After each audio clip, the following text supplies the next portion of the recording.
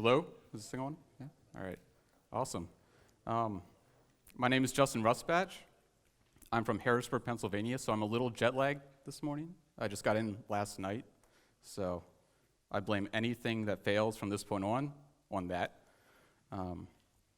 This is my first Lead Speak. How was this year versus last year so far? Great? I heard one great. Awesome. There we go. All right.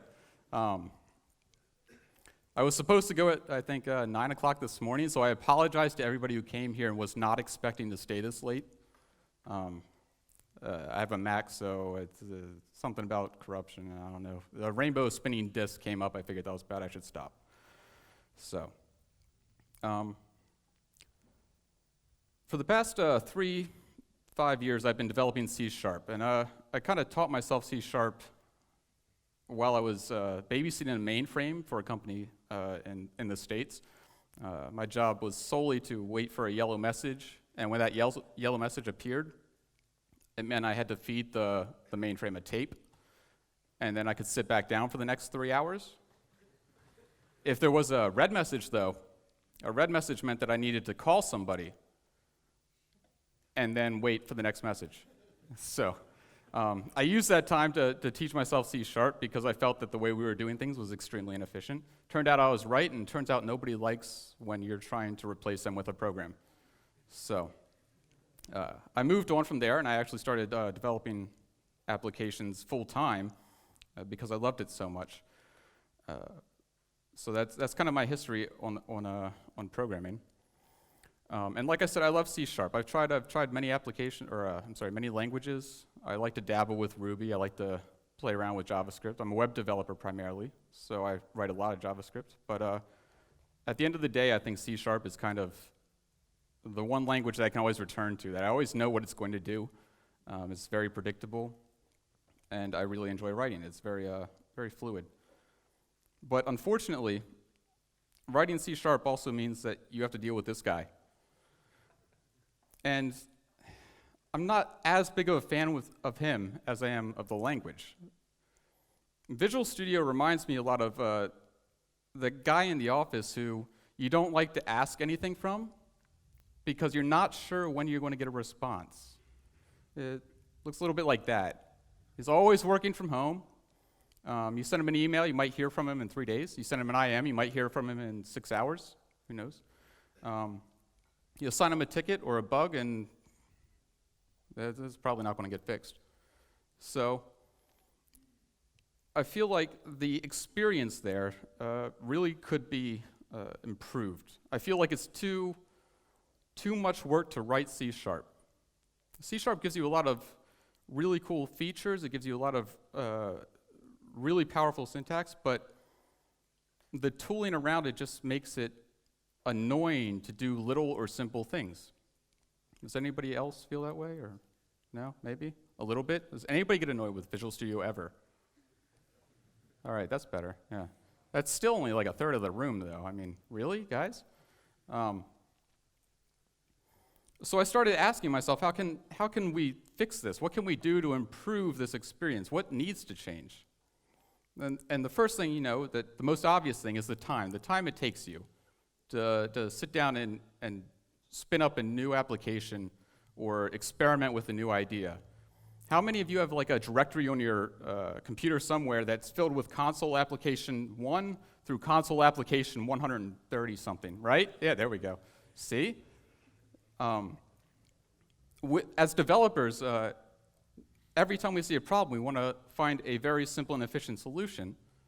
So we immediately start, trying to write code to automate this process that we find ourselves doing repeatedly, and it ends up as this project that you may only use once, or you may schedule as a batch job, but it still just sits there as console application number or whatever. So that's a direct sign of the way Visual Studio forces you to do things. Every time you want to explore a new idea, you find yourself going, file, new solution. I don't know if anybody counted, but there's actually 15 files and 7 directories on your hard drive. Every time you just go file, new solution. You don't have to type anything. You don't have to add a file. You just have 15 automatically. So it's a waste. It's really a waste. And then you, as .NET developers, you kind of look around and you see other languages and frameworks doing really cool things, not with the language that we love, but with other languages. And you see Node, for example, which is extremely fun to play with. It's extremely agile. It's extremely lightweight. The development experience around that is awesome. And why can't we have that with C#? It's not because it's strongly typed. I mean, there's really nothing wrong with the strongly typedness, I don't know, with C# being strongly typed. Is simply the tooling around C# that causes the friction.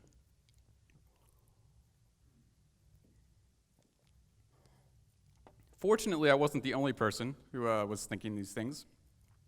Glenn Block, who at the time worked for Microsoft,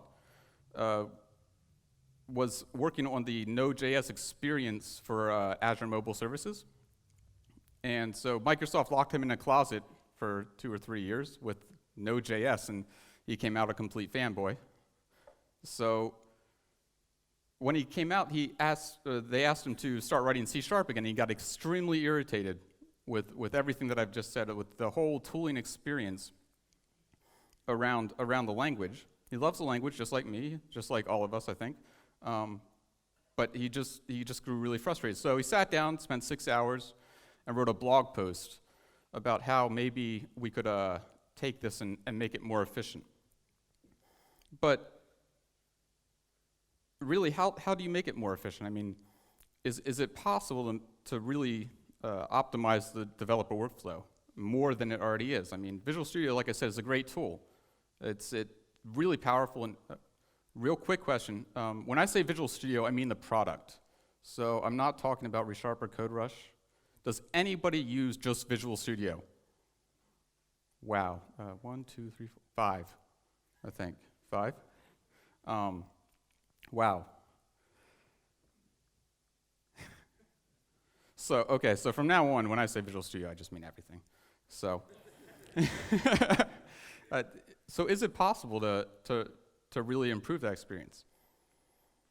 For a long time, I don't think it was. I think that Visual Studio was the best experience that a .NET developer could have for probably the past decade, until really recently, when Microsoft released a new project called Roslyn. Has anybody heard of Roslyn? Awesome. I like you guys. All right. This is the first crowd that I talked to where when I talk about Roslyn, like, hands go up. That's awesome. So for those of you who didn't raise your hand, I'm going to talk about it anyway. Roslyn is Microsoft's compiler as a service. It's actually the next C# and VB compiler, and it's designed from the ground up it's written in C#, and it's designed from the ground up to expose what's happening in the compilation pipeline for you to access. So, for example, think of Resharper or CodeRush.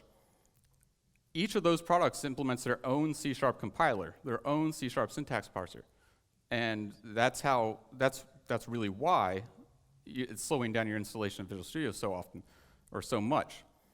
With Roslyn, all the syntax information, all the semantic information will be exposed through this really easy-to-use API for third-party products and tools like that to use and to check out. So it'll be really easy with Roslyn to kind of extend Visual Studio, and it'll be more efficient because you're not having to maintain this parser. But Roslyn also comes with a few features that make simplifying the tooling experience possible.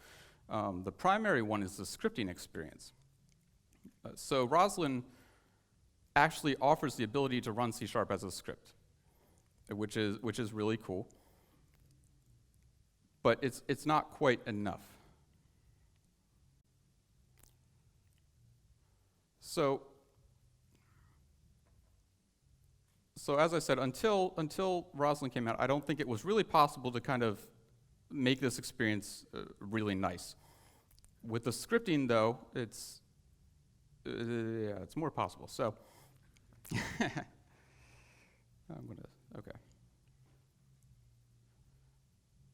Jet lag. 1 sec. So, has anybody used the Roslyn scripting API at all? Maybe? No? Oh, that guy. You can leave if you want. It's fine. The Roslyn scripting API is really nice, but it's not really enough to really improve the environment, or the experience. So Glenn, as I was talking about, saw Roslyn and he decided to sit down, spend 6 hours, and write a blog post about kind of enhancing the scripting experience that Roslyn provides.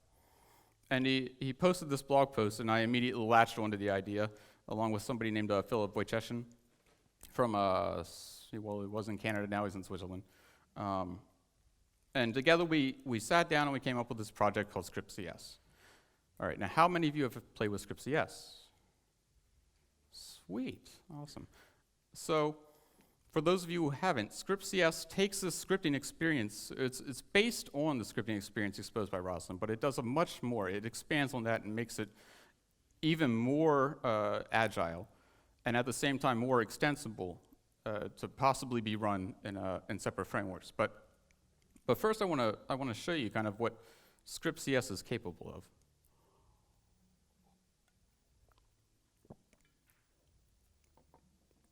So as I mentioned, the whole focus of Scriptcs is to really make the experience of writing C# and really experimenting with ideas easier to do with C#. To take that friction out of going from an idea to an application. And we do that both through the experience, but also we wanted to simplify, accessing it or getting this. If you go onto a new machine, we don't want you to have to sit there and download Roslyn and install an application in order to be able to use Scriptcs. We want you to be able to hit the ground running, even if it's not a development machine. So because of that, we've decided to distribute Scriptcs through a product called Chocolatey. You guys, oh boy, that's interesting. Let me disable Wi-Fi here, so I'm going through my cable.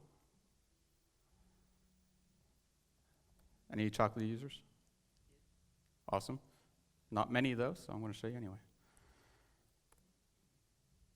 So, as soon as I get past this page, Chocolatey is what's this?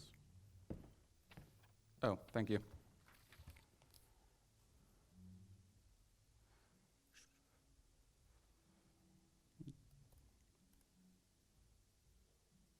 Nope, okay. There we go. So if you go to chocolatey.org, which is their homepage, you will see this. Chocolatey is a PowerShell application based on NuGet, which is basically like apt-get for Windows. It allows you to distribute full applications through NuGet rather than individual libraries. And it's not per project, but it's per user or per machine. So if you go to chocolatey.org, you scroll down, and there's this command right here that you just simply run in a command prompt, and it'll install itself, it'll download the necessary files, and then set up a directory in your C drive, C/Chocolatey, and you're all set. It adds itself to the path. There's nothing in add or remove programs. It's just there. It's ready for you to go. So I already have Chocolatey installed. I'll get rid of this ugly thing. And to install an application with Chocolatey, you just simply type cinst, which is short for cinstall, and cinst Scriptcs. We'll give you the latest version that's been released by us. So far, I mean, it's 2 steps. You launch a command prompt, you copy paste that chocolatey.org command, and run it. It'll install Chocolatey, and right away you just do cinst Scriptcs, and right there you now have a C# development environment on this machine. No Visual Studio installation, no waiting 2 hours to download from MSDN. So, but it's just as easy to get started with. All you simply do is type Scriptcs, and immediately you'll be thrown into a REPL environment. REPL stands for read eval print loop. I've had some people ask me what that meant in previous conferences. Based on the number of hands that have gone up to previous questions, I assume you guys know what I'm talking about.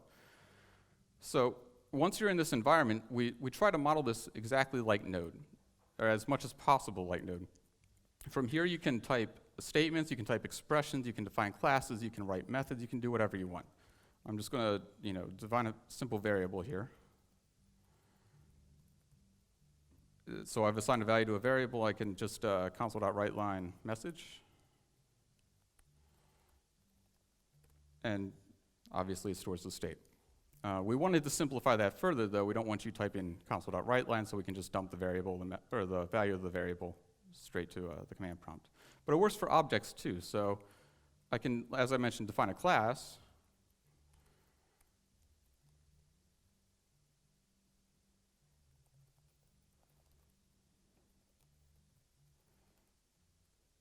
And then instantiate a new instance of that.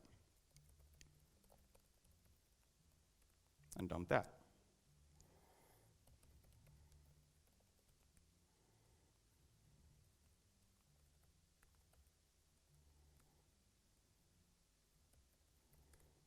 So it handles objects just as well as it does simple strings, values, or anything like that. But this isn't really enough to help you kind of explore your ideas, because it's just simply a REPL. As soon as you get out of the application, I mean, it's gone. Everything that you've just done is gone. So we also wanted to take the scripting experience from Roslyn and kind of tie it into this, so we did. So with Scriptcs, you also have the ability to execute C# as script files.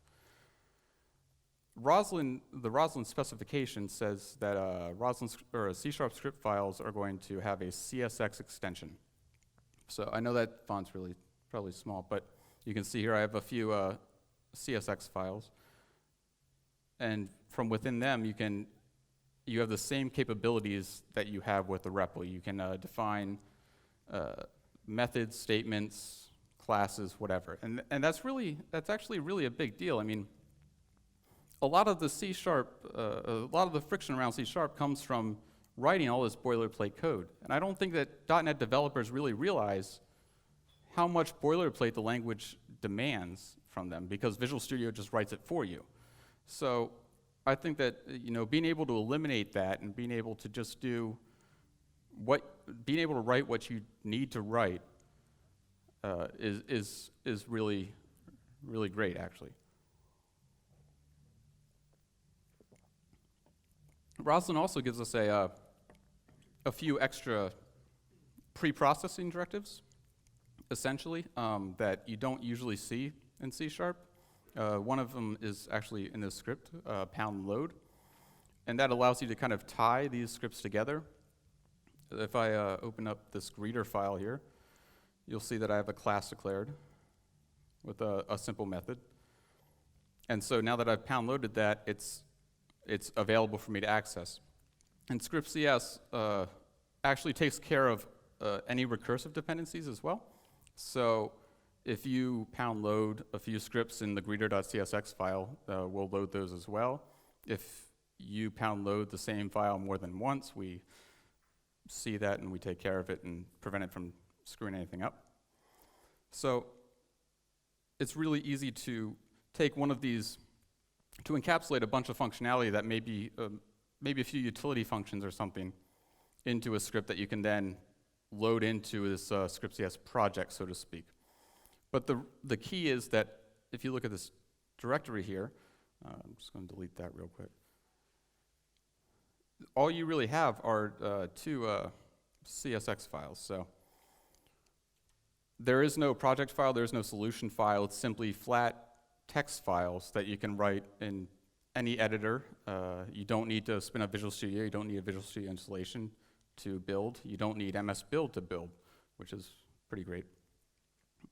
So it's really easy to just kind of write out these ideas, write out these utilities, and move them around. So I actually want to point out another thing in this script. We've also introduced the ability to kind of pass in arguments to your scripts in a way that doesn't interfere with the project itself. So if I just go to the demos folder for you.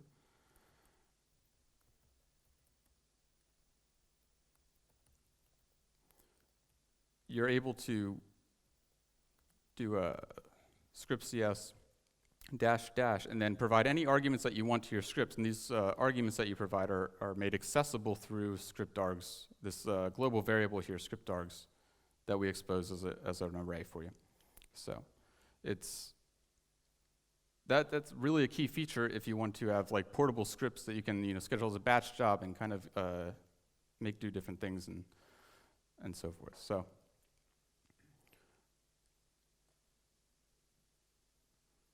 So as I show, it's really easy to get started with. But at the same time, it's really powerful. It has all the same functionality as Visual Studio would. It's your favorite language. It's strongly typed, so you're going to get compilation errors. It's not JavaScript. It makes the experience much more easier to work with. Well, after we kind of built this REPL experience and this scripting experience, we realized that we were missing a key piece of functionality that many .NET developers have come to get used to, and that's NuGet. NuGet really revolutionized the dependency management part of C# development, and so we wanted to provide a way to use that functionality in this environment. So we took a dependency on NuGet and we introduced a scriptcs-install, which will actually jump out to NuGet and pull down any package that you want so that you can work with it in your scripts. So not only is it easy to write basic C# code, but it's also easy to use your favorite frameworks to explore ideas. It's not, you don't need to launch Visual Studio just to start exploring things. So, for example, if I jump out of here, one of the products that we actually work with a lot is MongoDB. So it's really easy to start working with that. If I just do scriptcs-install MongoDB, I'm going to get that package, and I'm going to have it installed into a packages folder in the directory. I'll show you in a sec. So you see here, the package was downloaded and installed to packages, but we've also created a packages.config file because we want it to be really easy for you to distribute your scripts and to share them with other people. We don't want them to have to go through the process of running the install command for every package that your script depends on.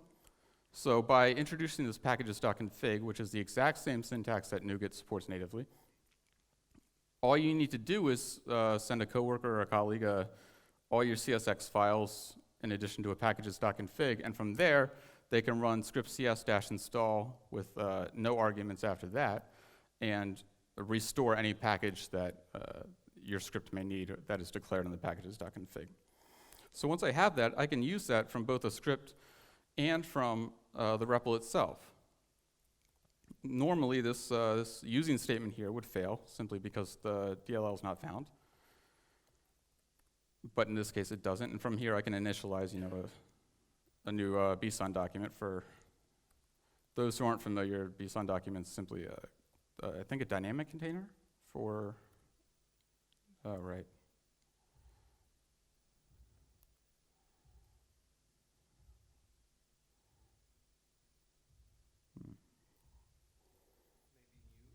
Yeah, thank you. That would help. There you go. So I can dump that to the REPL.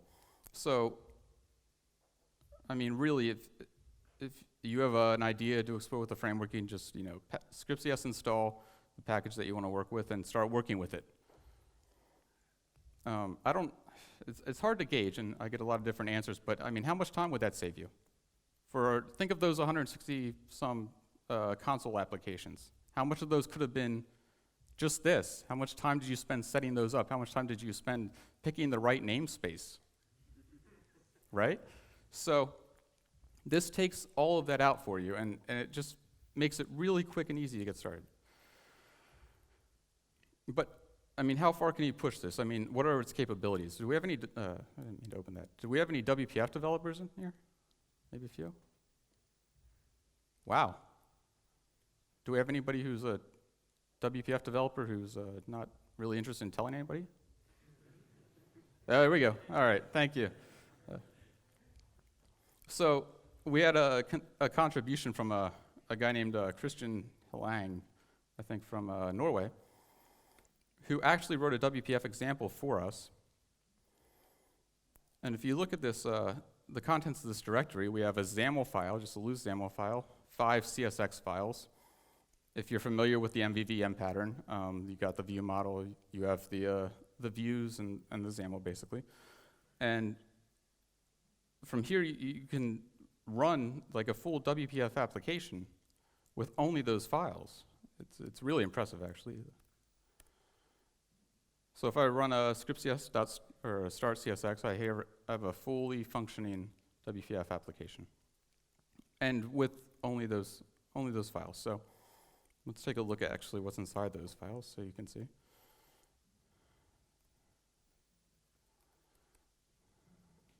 So as I mentioned, you have the standard XAML. It's exactly what Visual Studio would have done for you, minus a little bit of designer files. A command, if you look at the start, you can see that he's actually using another pre-processing directive I failed to mention, #R, which allows you to pull in external DLLs, either from a relative path, or if no path is specified, then the GAC. And combine all of those and write a really simple application. I do want to point out, though, the line 35, you see this utilities.run in STA thread. So WPF requires that the thread be in the STA, run in the STA department. And that's something we noticed after this example, and something that we wanted to improve. And I think I'll get to that a little bit later. So, a full WPF application. I mean, come on, guys, that's in a script, right? What's that?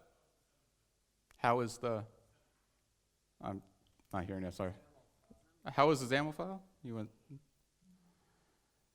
So WPF, the framework actually allows you to load loose XAML. So that's not something that we're doing specially.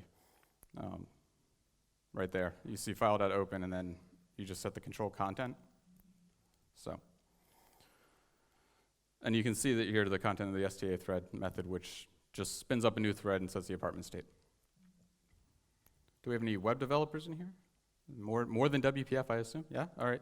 So, can we do that? Is this applicable to projects like that?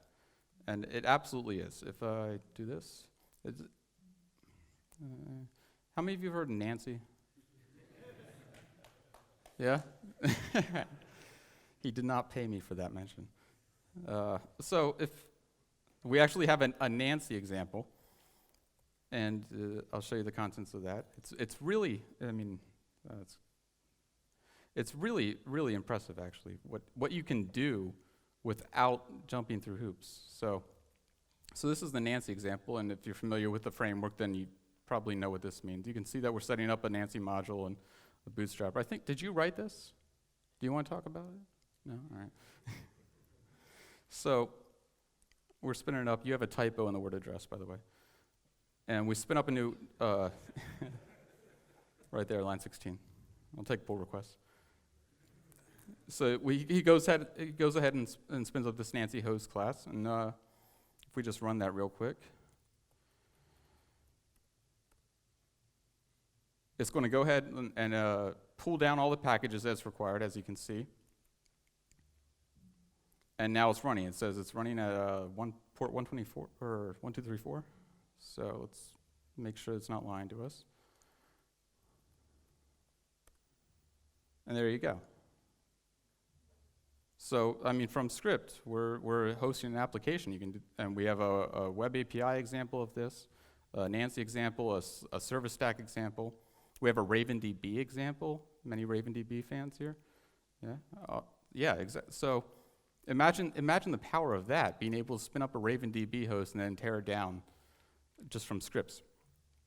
So, really fun stuff. I want to return to the point that I mentioned with the, I think the WPF example. You remember that that line, that the utilities the method to spin up a new thread in the right apartment state?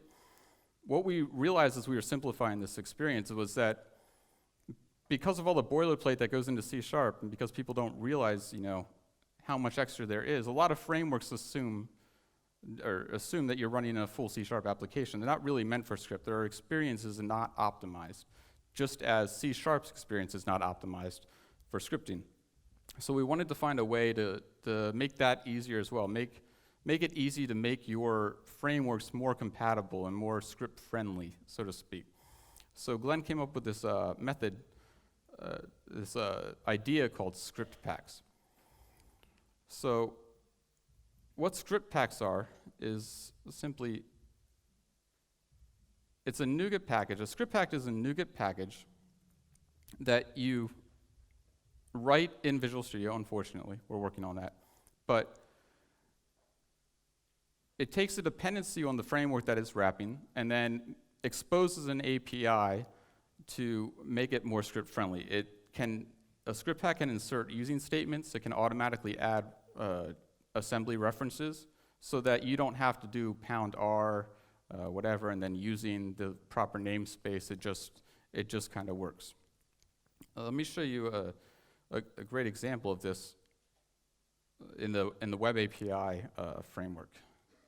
Most of you are familiar. There were a lot of web developer hands, so Web API. Or are you guys still doing web forms?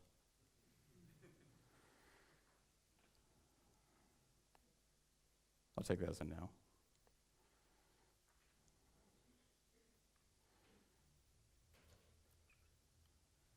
So right here I have a Web API project that's not using any Scriptcs or anything. It's actually just basic. It's basic Web API stuff. If you write Web API, you know what all of this is. But we have to write this controller resolver because Web API out of the box doesn't support dynamic assemblies. And essentially that's what we're doing. When Scriptcs runs, no binary files are produced. Assemblies are compiled and then loaded straight into memory so that when you stop running Scriptcs or after the script is executed, there's nothing left on the disk. We have an option for you to persist a disk, but it eliminates the I/O and makes the experience much more quick. So Web API, like I said, does not handle these dynamic assemblies very well, so we had to write this controller resolver and replace the default controller resolver so that it would scan it for in-memory assemblies as well. And that's just another example of how these frameworks aren't really designed with scripts in mind. So we have a Scriptpack for Web API, and it simplifies things quite dramatically.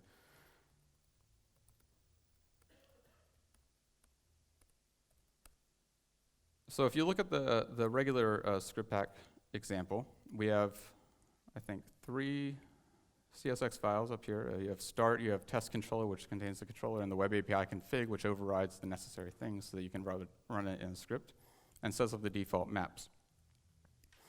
But in our Scriptpack example, we have one file. We have start.csx. So let me just pull that up real quick.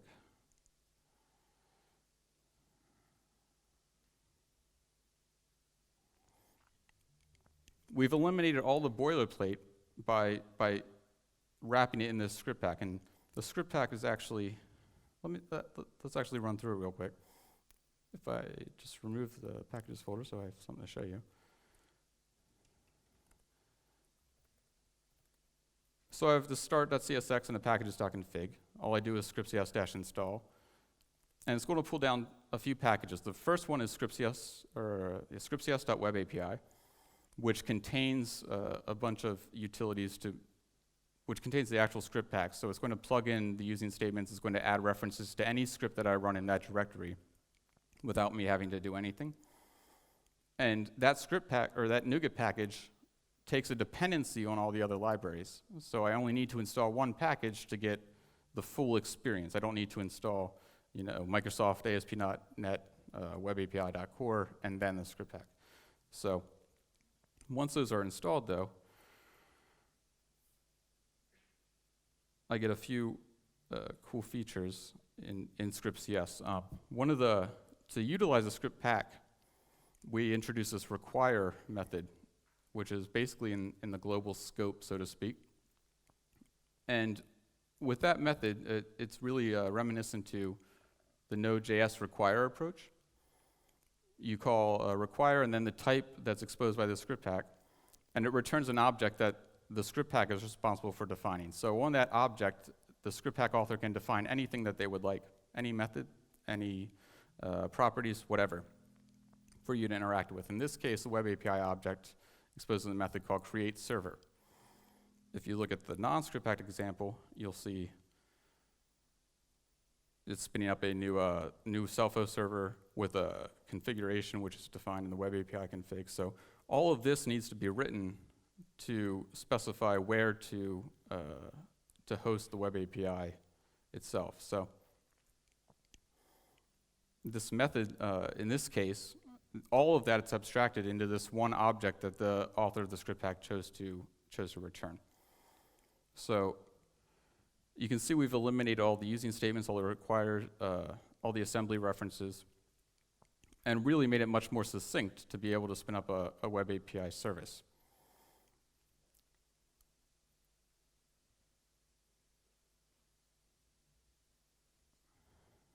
So if I just do scriptcs.start, you can see, I'll show you that we actually have a listening web service hosted on port 9999.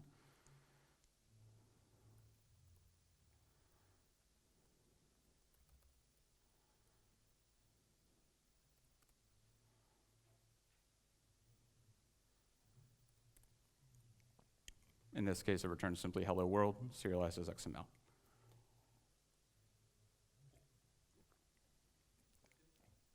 Mm-hmm. It's up to the author of the script to handle all the namespacing and so on to avoid conflicts, or how do you do that in the script part if you have,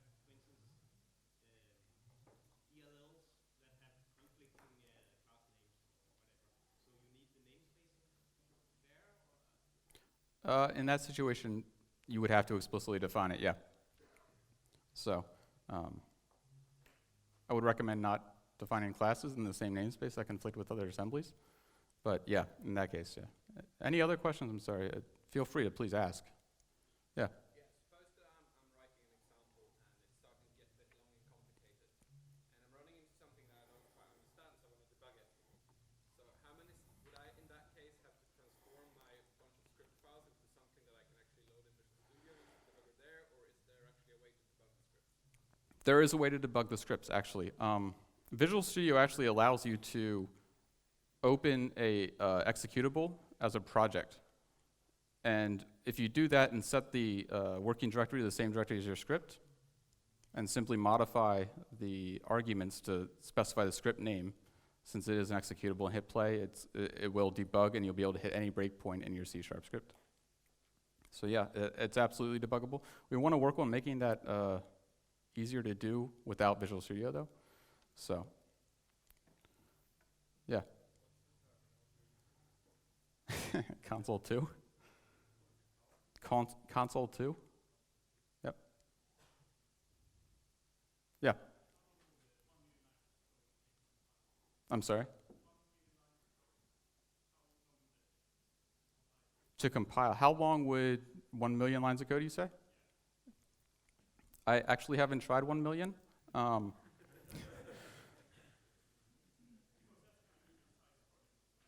Okay. So that's a good question, actually. Roslyn is much more efficient than the current C# compiler at producing assemblies because it's much more, it's written in a way that's much more easily parallelized. The current C# compiler, for those of you who aren't aware with a pipeline, is a single executable, csc.exe, that you just pump a few files into, just plain C# files, and it figures out the rest and produces an assembly on the other end. Roslyn is much more, it's able to compile little bits of code as they change, and it's designed in a way that is, like I said, parallelizable. So it can actually multi-thread down to producing individual IL instructions. So it's extremely scalable, and it's actually much faster on a modern day PCs than csc.exe was, even though it's written in a managed language. So I don't know exactly how long a million lines of code would take to compile, but it is more efficient. In those situations, though, as I mentioned, we compile in memory by default, but if you want to cache the output so that every time you run this script, you're not recompiling, you can disable that feature, and then we put an assembly in a bin folder, and we'll just use that if your scripts haven't changed. So, any other questions so far? No? Okay. So that's essentially script packs, and like I said, they really make it more easy for you to explore ideas and still utilize the frameworks that you love. I want to show you a really cool example of a script pack, actually. Does anybody do automated UI testing at all? All right, yeah, I didn't expect many hands on that one. There's a framework out there called Fluent Automation, and the author of the framework saw Scriptcs and thought that this would be a great thing to make a library for. So he produced a Fluent Automation script pack. And with this script pack, you can basically automate the behavior of your browser from just simple C# scripts. So if I just open this directory up, I'll show you what's in here. We have a start.csx file, and it's very easy to read thanks to his script pack F14N. You can see he has this test declaration, and he initializes it, bootstraps it to Chrome. And here's his test definition. So he's testing the Knockout.js cart editor, which is a sample on Knockout.js's website, and basically filling out the form. You can read it exactly as a user would use it. I open this page, I select this option from this menu, and so on and so forth. And with this, we can actually just we can execute this with Scriptcs. And you saw how succinct that code was, how easy it was to read and interpret. So if I run this, I can verify that this web page works exactly as I define it. So here we've loaded the page, we're switching some menus, and bam, it's done. And you can see that the tests passed, that the page worked exactly as defined. All that from just basic C# scripts.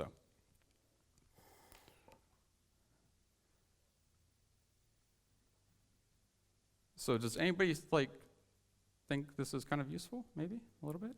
All right, cool. All right, that hands. I like the hands. Yeah. I should have taken a picture. I don't know. That's actually all I really have to show you. I mean, this is a framework that we're putting a lot of love into. We have it's completely open source. A question? I'm sorry. Okay, it's completely open source, so we're on GitHub. I mean, this all started with a simple 6-hour blog post from Glenn. And over the past 5-6 months now, I think, we've had over, 60 contributors. We're catching up to Nancy on stars, if we haven't beat them yet. I don't know.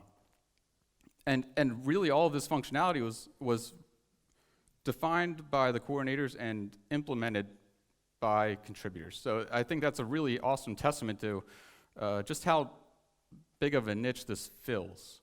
And I'm really excited about the whole open source part of it. So, So it seems exceptionally useful for converting small utility applications right. Running in batch mode. So how much of a difference would it be to take something that starts with program, brackets, so on, all the way down into a script? Or is it possible to single source it using CSC and Scriptcs? To single source it. I'm not sure what you mean by that. But is it compatible with standard C# syntax? Or Okay, yeah. So the question is how easy is it to port an existing utility program, console application, to Scriptcs, and is Scriptcs compatible with standard syntax? Yes, and yes, it's compatible with standard C# syntax. If you have a program class that has a main method, you just copy, paste that and any code it depends on into a C# script file.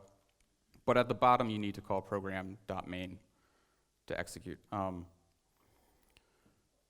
How easy is it? What was the other part? I'm sorry. That's it. Okay. That's about it. So, yeah, it's easy to go that way. One thing we want to work on, and maybe somebody can throw this out in a pull request, is going the opposite way, because it's pretty often these console applications can evolve into an application that you need to maintain, that you need Visual Studio, and it becomes complex, and that this tooling helps. We want to have the feature to export a Scriptcs project into an actual solution file with a project file, so that you can take this idea that turns out to be useful and actually turn it into an actual full application. So that's not there yet, but it's definitely something. Another thing that we're going for is compatibility with different engines. So we've taken, the project started out based on Microsoft's Roslyn, but we abstracted Roslyn away so that you can kind of take out the C# compilation portion and replace it. We've had a few people actually show us examples of them using Scriptcs, but running F# code. And we really want to see somebody running C# code with mono, but in Scriptcs. Imagine being able to Scriptcs this capability, but inside Linux or Mac OS X. So that story isn't quite complete yet. We have a few people working on it, but it's not quite there. So, yeah. How does Scriptcs compare with PowerShell? So we often, there's a bunch of controversy about how, like, why not use PowerShell for Scriptcs or for all these tasks instead of Scriptcs? We don't want to replace PowerShell. We're not trying to compete with PowerShell. I just don't like PowerShell. So I don't want to learn a new language. This is for people who write C# but don't want to take the time to learn a new language to do simple things. This is, I saw a nice tweet. This is, Scriptcs aims to make it as easy for C# developers to automate things as it is for a sysadmin or something like that. So you already know C#, why need another language? Well, for operations people, I mean, use PowerShell. If PowerShell's what you know, then use it. I have nothing against it. I mean, if you know it, then great. But if I have to maintain it, I prefer it in C#. So it's just a side-by-side thing. Just another tool in your tool belt. Compared to LinkPad. Who said that? You want a sticker? I have Scriptcs stickers. Yeah, LinkPad's an interesting topic. They actually introduced a similar feature to this after we came out with the idea. So they're catching up. Yeah. Is there a central repository for Scriptcs? No. They're all their own things. If you visit our GitHub page, we have in the wiki, we have a list of the Scriptcs. So it's github.com/scriptcs/scriptcs. And in here in the wiki, you can find the documentation, find a list of blog posts about it, and a list of Scriptcs, as well as a how-to on writing Scriptcs. So as you can see, we have Azure Media Services, Azure Mobile Services, CLR Diagnostics and CLRMD are relatively new and really interesting. They use the CLRMD API that Microsoft announced, I think, a few weeks back. Nancy, we have a ton. We have a ton of Scriptcs so far, and it's constantly growing. They kind of started that. We'd never defined that, but yeah, so far it's been that way. Yeah.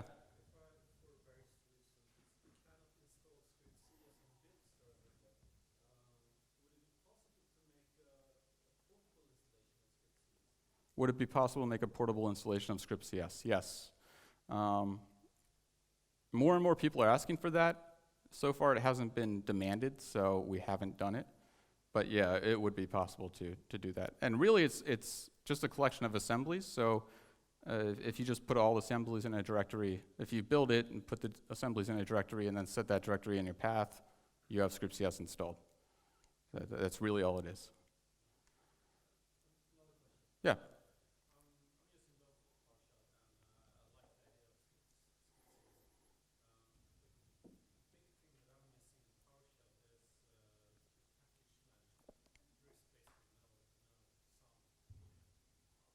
Right.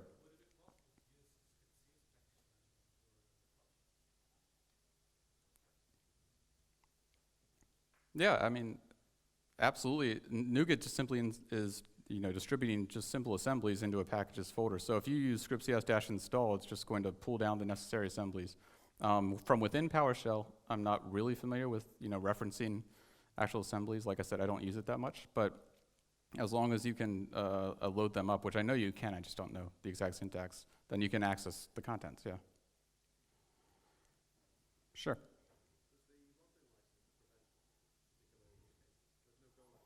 There is no Go Live license, correct. And that's actually going back to your question with the portable installation. The Roslyn license says that we're not allowed to distribute Roslyn. So Roslyn's also hosted on NuGet, so by distributing it as a chocolatey package, we can just kind of say this package needs to be installed first, so chocolatey will go ahead and get Roslyn from NuGet, sparing us the legal issues. So.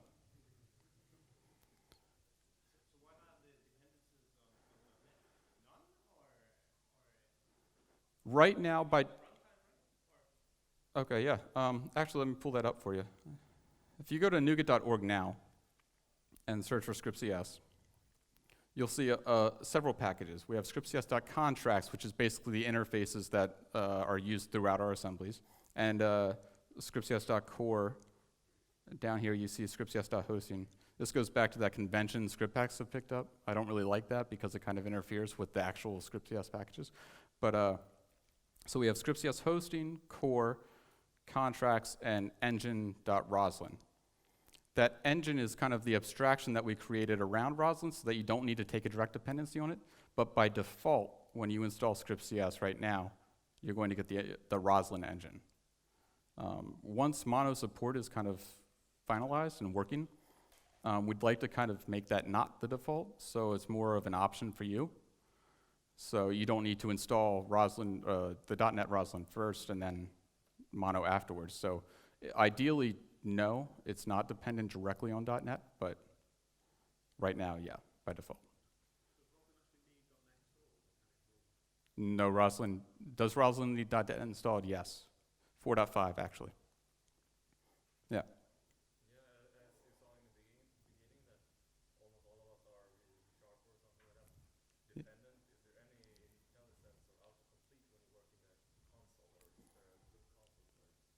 Great question. No, there isn't. So it's basically just you typing from memory at this point. Obviously, we show you syntax errors, like if you're in the REPL and you're typing things, we're going to show you right away that you screwed something up. But tab completion is something that an issue was open for just, I think, 2 weeks ago. It's just not there yet. But we definitely want to have something like that because it's so useful. So.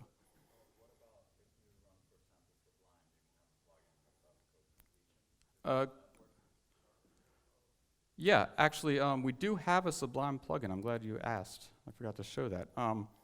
If you notice when I was looking at the CSX files, I actually have syntax highlighting. So our Sublime plugin recognizes the CSX extension as basically C#. And I think, I forget what the other plugin, somebody just released another Sublime plugin for Scriptcs. I forget what it does, sadly. But yeah, you could do that. We just haven't had anybody contribute that yet. So, I mean, if you're good with Sublime plugins, I can put your name down. Yeah. So there is an open source project called OmniSharp that provides intelligence in editors like Vim and Sublime, so you could probably combine the two if you wanted to. Okay. Okay. Can you email me that? Can you email me that or tweet that at me? Thanks. He said the OmniSharp is a Sublime plugin that supports what you say, completion? IntelliSense-ish for Sublime. So that would be something cool to be tied in with Scriptcs. Any other questions? Oh, yeah.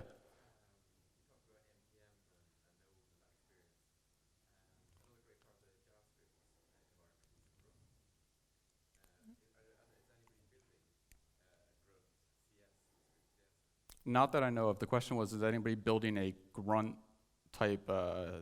Is that a framework or a build framework? Okay. There's been a lot of interest in build frameworks for Scriptcs. Nobody's actually followed through with the ideas that they've told us about. So at least not that I've seen.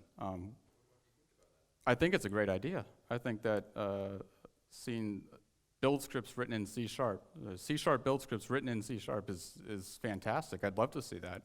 I think it could be a really cool thing. Much better than the PowerShell alternative. Any other questions? No? Oh, yep. Can you have a sticker? No. Yeah, absolutely. I have a big pile of stickers, so if you see me around, feel free to ask. Any other questions besides stickers? No. All right. Well, that's all I had for you guys. I just wanted to show you a project we're working on, and I hope you guys like it and check it out and maybe contribute. Thank you.